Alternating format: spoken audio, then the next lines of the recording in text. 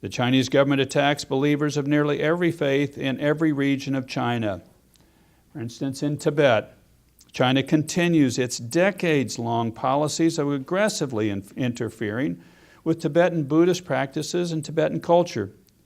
Domestic and overseas restrictions on both lay people and Tibetan Buddhist clergy hinder traditional religious pilgrimage.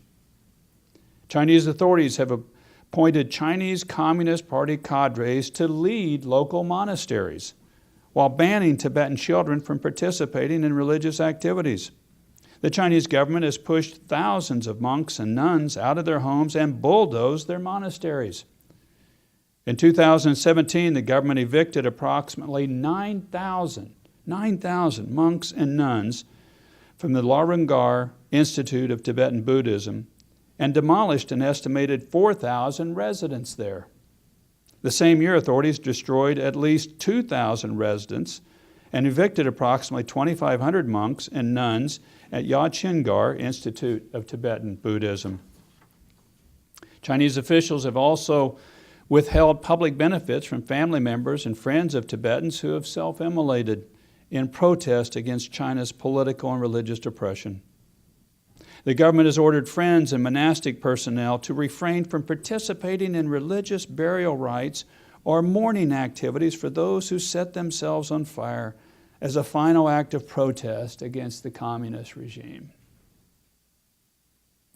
In addition, the Chinese government has repeatedly denigrated the Dalai Lama, the spiritual leader of Tibetans.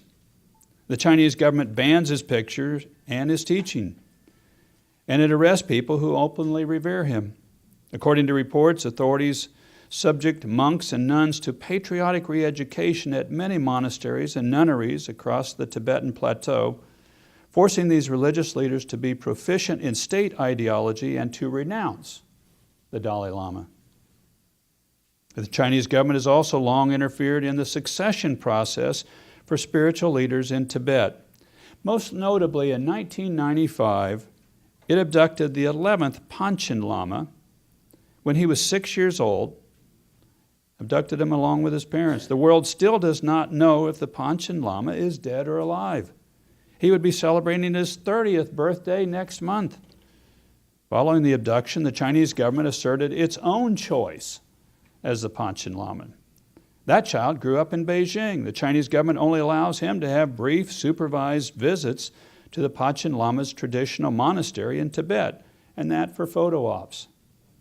We call upon the Chinese government to release immediately the Tibetan-recognized Panchen Lama, or to share the truth about his faith with the world. We do not accept the Chinese government's often repeated and extraordinarily flimsy claim that he is studying and does not want to be disturbed. This is the Chinese government's record, and it indicates that they are likely to interfere in the selection of the next Dalai Lama. The international community must make clear now that we stand unequivocally with the Tibetan people. We believe that members of the Tibetan community, like members of all faith communities, should be able to select, educate, and venerate their religious leaders without government interference.